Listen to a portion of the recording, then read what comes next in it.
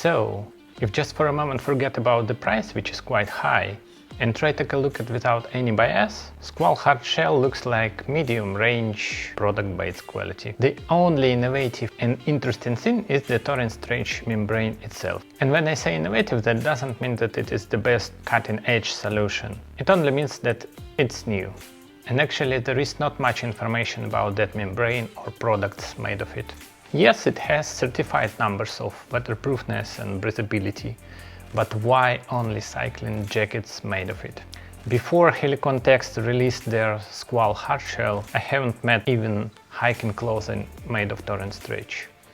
But who knows, maybe it's the future. Alright, as you saw, that Hardshell has many advantages and disadvantages, and a lot of things that are a must for that kind of jackets. In total, honestly, I'm not fully satisfied with Squall Hardshell jacket, but I cannot say that you shouldn't buy it. Just before, please think carefully, and I hope my video will help you to make a proper decision. So, why I bought it? What key points influenced on my decision? And what was my long way to it? A long time ago I started to use so-called soft shell made in China jacket. It's not really a shell, it doesn't have any protective waterproof layer. But a ton of DVR coating solved the problem. It worked well under the small rain, but it also had a warm fleece layer, so it wasn't the best option for summer. Also for hiking I had Helikon-Tex membrane jacket. When I bought it, Gore-Tex products cost as much as Boeing, so every company began to make their own membranes. And I can say that the breathability of Helikon-Tex jacket was terrible. And finally, I also bought a surplus British Gore-Tex rainproof jacket in MTP camo, the one which is without a hood. For tactical application it wasn't a problem, you don't really need a hood when you wear a helmet, but it was completely unsuitable for hiking. So requirement number 1 is the hood. Number 2, camo itself is a problem. Believe me, if you escape a war zone through hostile checkpoints, you don't want to wear a camo. You don't want even to have any camo clothing in your backpack. And also, I'm not a big fan of wearing camo in everyday life, and even in outdoor activities such as hiking. So the camo of my choice is usually solid colored clothes of tan 499, RAL 7013 or similar dark earth colors, or combinations. I usually split my silhouette by wearing trousers and combat shorts of different colors. Only gear, pouches and everything has a camo pattern. Okay, requirement number 2, a solid color that equally fits tactical purposes, outdoors and civilian occupations. And the small requirement number 3 to the jacket is to have a velcro on the shoulder.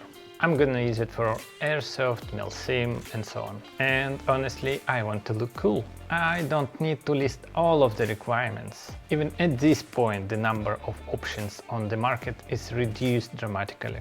On the one hand, I could buy any civilian jacket in any tactical color, but I wouldn't have a velcro on it. And most probably I would have not so cool looking logo somewhere on the chest. But I could buy it for a reasonable price. On another hand, I could use something truly mil-spec, like Arc'teryx, Carinthia, UF Pro, etc. But the price is damn huge.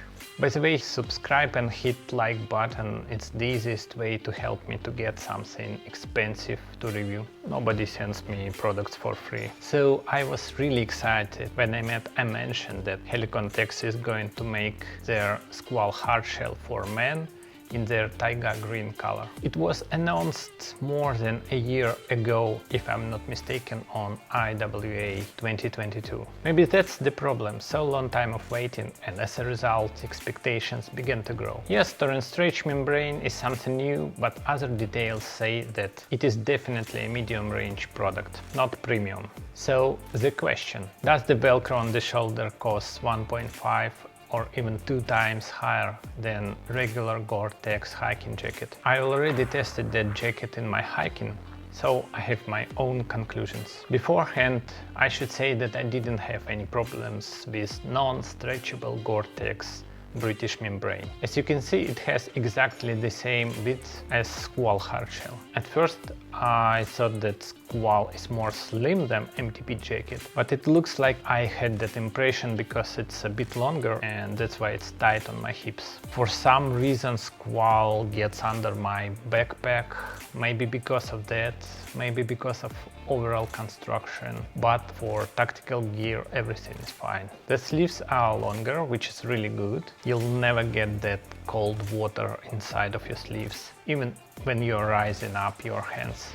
And a couple of words about the size itself. First time I didn't guess it correctly. I bought size M, so I made a return, and on a second attempt I bought a proper size S. I don't know what's wrong with Helikon-Tex sizing chart. For you just to know, I'm 175 centimeters and around 70 kilograms. As for stretchable fabric, yes, sometimes you can feel it, especially if you have your gear on. But as I said, I almost never had any problem with my British Gore-Tex membrane, which is non-stretchable. Also, I noticed darker areas on the shoulders. I don't know if it's because of backpack straps, but it looks like a membrane gets wet and darker, and not only on shoulders, just under severe rain. I had no chance to experience its failure, so even if it lets water go through, it's not a significant amount of water. Comment below if you're an owner of Squall Hardshell and you have more observations than me to say if it's bad or nothing to worry about. Squall Hardshell has